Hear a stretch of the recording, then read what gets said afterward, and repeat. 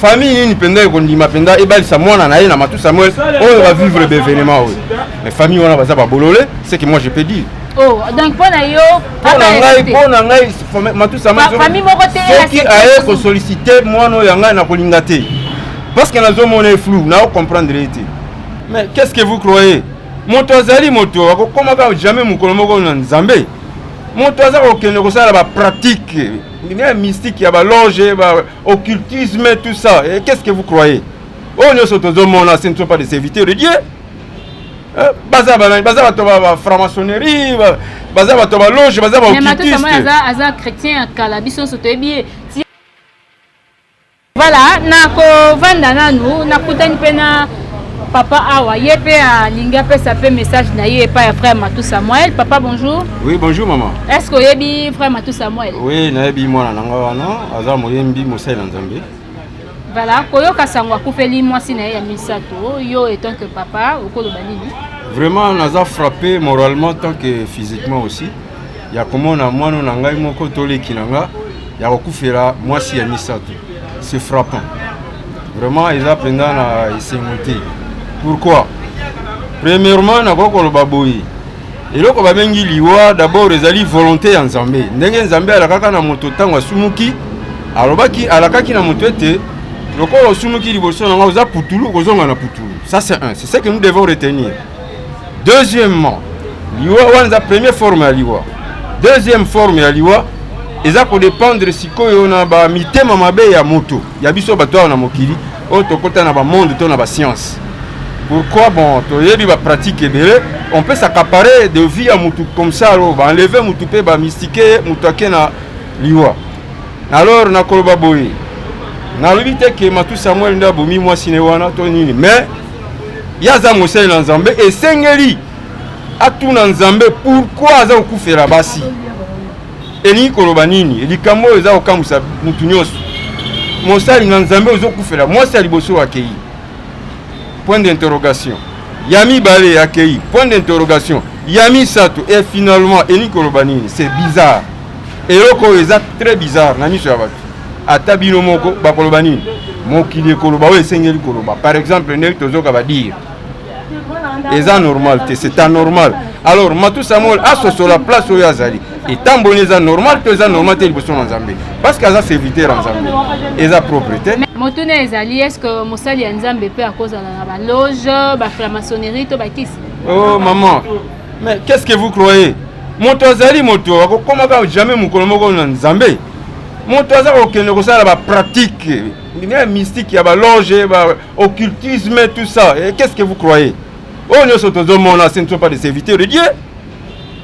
Baza ba franc-maçonnerie, baza ba loge, baza ba occultiste. Mais Matou Samuel aza chrétien calabison soto bien. Si a bandi kutu musique ngai na botamina nous peut-être. Chrétien ne dit pas que vous avez saint liboso na Nzambe. Et nous globate vous avez saint liboso na Nzambe. Bongo Adam et Ève. Bazalaka banani. Mais basumura liboso na Nzambe. Qu'est-ce que vous voulez m'apprendre ou me parler de Matou Samuel? Aza mutolokolo. C'est facile qu'il peut céder aussi. Ok, quand même, conseil par rapport à la situation où à passer pour l'interprétation outil de gauche à droite. Que Ndekowana batala est bien, Batmusuku tu vas bien abala les sociétés. Mais quant à moi, bon, famille ni penda kondima penda ebali sa mwana na ye na Matou Samuel, on va vivre des événements. Mais famille on va ça ba bololé, c'est que moi je peux dire. Oh, donc pour na yo, Matou Samuel, famille moko te qui a ko solliciter moi no yanga na kolinga te. Parce que na zo mona flou, na comprendre été. Oh, mais comment? Liwe utara panzambo banda ki. Oui, na robaki yango mais vie ya makambo oyo tozo vivre na mokilo yo, la réalité ya vie, en tout cas na ko accepter yango te. Na uti koloba na yo, moto azali moto. Il est capable ya ko céder de n'importe quoi devant une telle ou telle situation. Ok. Merci beaucoup quand même na famille oyo moi si na ya uti kokufa baleli makasi et puis bazo continuer kolela bazoki makasi na mitema na bango okoyebisa bango. Bon, d'abord on a présenté bango ba condoléances na ngai. Bon, c'est-à-dire d'âme et d'esprit, bon, on a participé na douleur, on a partagé na bango douleur ensemble mais là on a conseillé bango bon ba se ressaisir bas à la calme ba kunda mwana bon batonda nzambe ya liboso parce que kobotama tokumi tosepelaka tout comme tant tokufaka pe sengeli tosepela. Pourquoi? Parce que ça mokana nzambe kokisami, ça c'est un nazonga lisusu place na robaki ya mibale tokotala liwa yango eyaki na nzela nini eutaki na nzela nini ekotaki na nzela nini soki abelaki ukwasa ba maladie mususu oyo eza omema bato na liwa eza maladie ezouta na maboko ya nzambe te na mokano ya nzambe te ezouta na maboko ya bato bazobwakela bato bambaso awo nzambe abambaka moto mbaso oui balepre tu toyebi abetaki bato balepre banini mais nzambe azali juste loyal. Mama ozolesa un micro penda boye. Et alors soko par exemple maman wana akufi na maladie moko quelconque toyebi te biso na miso mibale oyo tozomona te mais nzambe aza na miso sambo amonaka de partout ayebi liwa wana euti wapi na nzela maladie oyo mama mwana na biso wana abeli akufi. C'est ça. Ok, et na bana o atiki oko loba nini ceux qui vont zapper opportunité ya kolanda émission oyo bana o ya atiki baza bana mowe bon papa na bango ako s'en charger na bango ça c'est un bon bayo kana famille ya maman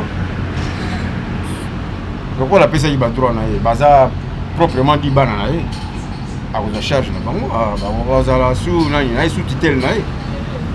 C'est ça. Voilà, toza na commune ya Kasavubu awa esiko bozali est-ce que mai écoute la cabine?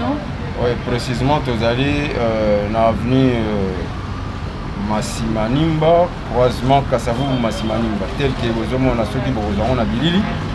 Bomoni carnivore eza liboso na biso ndenge tovandi awa eza déjà bouché. Mais eza carnivore moko eza munene eza kita profondeur nango ekozala à peu près 1,50 m so bakire yango.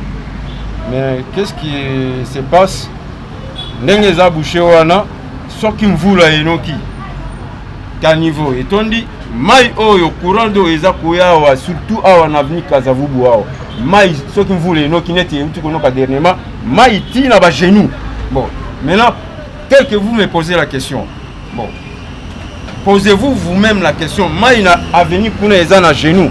Bon, awa terrasse oyo tango atondi pe a refoulé volume maman ekozala niveau nini et puis awa na kati ya lopango ezala niveau nini. C'est pour dire que c'est-à-dire dès que vous les noki kuna etondi awa etondi c'est-à-dire nous sommes inondés ici, c'est ça.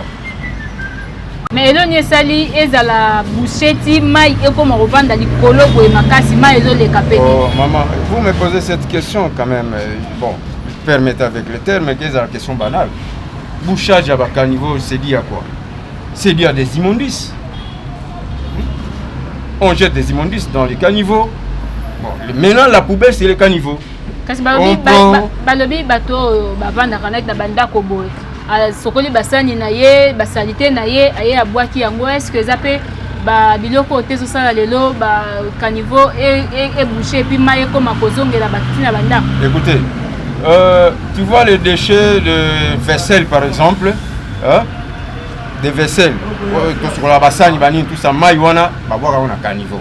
Même la banda pour se faire la canalisation, bon, na lavabo et robinet, parce que la bassane place on a. Alors, maï est dégagé, basalitoana et mis en haut et enchaîné au tina caniveau. Mais ces histoires-là ne peuvent jamais être traînées là-bas ou bien vendre de temps en temps ou des années, de longtemps. Non, et qu'il n'y a pas de coulé. Vous voyez? Mais ce qui bouge les caniveaux, c'est quoi? Bah, vous voyez comme les bouteilles plastiques là. Et puis il y a des feuilles, il y a des histoires. On va déchirer mon réseau lourd. Tant que vous avez vendu, mais ça les couche, et m'a dit pas. Allez. Et comme il y a un niveau, et arrêté, et bloqué, circulation, au passage, à ils ont les canaux. Voilà, Bakondi, au Kouebi Sabangonini. Pour le moment, Kouebi Sabangonini, parce que c'est tout Kinshasa de commis inondé pendant Bamboula. Oh, maman, qu'est-ce que moi je peux conseiller à nos autorités politiques? Bazomon Namboka, Bango Bazabana, Congo, Tolwaï Ketozabana, Congo, Zébiso. Et surtout nous les Quinois, nous chantons beaucoup. Trop parler, mais on ne fait rien. Ah, on a gouvernement, dernièrement, on a inondé, il y a mon voisin, on a. Le numéro 1 à Ville Kinshasa. Partant même, là, on a les Kimbuta. Gentil, il y a mon quoi. Ah, ça qui inondé, dernièrement. Parce que on a appelé ça conseiller. quand même à travers yo peut-être ko bakisela bango un plus maman na o esengeli basala po lobi basala yango rapide un plus tokolobaka kaka mais basala ka eloko te bako débloquer mbongo mbongo wana esala comme ça te musala bazoka ba mbongo wana o basala musala rien musala les omona na te alors c'est-à-dire bazo tromper banani et bazo salani. Monsieur Joseph Kabila fit notre ancien président. Il est parti du pouvoir, il a cédé les pouvoirs par des élections libres et pacifiques. C'est qu'on peut tout dire. Et aujourd'hui, il promet de faire sa rentrée politique au pays. Parce qu'il est le fils du pays. C'est tout à fait normal. Azamwa Namboka, atika yi politique, akeinae, akekopema, loko la tika yi pouvoir. Maintenant lobi azozongela na activité politique nae. Oh, wana ezali hiérarchie supérieure politique mutoyo au juger ce qui a kozonga na activité politique nae ou pas. Moi je n'en peux rien. Bande kebele bazobo ya balobi esika na na Congo ezaka lisusu te. Même na esiko ba pesa na Sénat comme sénateur à vie. Balingi même pas comment on a eu bande ko belé bazoro ba ke skani na Congo ezalité est-ce que babengani na Congo to na Congo. Je ne suis pas kabiliste, je ne suis pas PPRD. Est-ce que babengani na Congo ou bien na kati ya Congo? Résidence ni zawadi na ville à Kinshasa. Dis-moi un peu. Qu'est-ce que vous voulez dire que bande ko belé bazobo yaye? Oh ana maman, bazali bato bazaro ya pour dormir bato. Vérité zaraka moko. Vérité zanini. C'est-à-dire, s'ils ne veulent pas de Kabila, ils n'ont qu'à le faire partir. Barotinda wapi parce que Batinda wapi tangu ba sala bazwa ki pouvoir. Et c'est yale basala ni. Répondez-moi. Tangu ba partager qui pouvoir ya bimi o ya koti et singale basala ni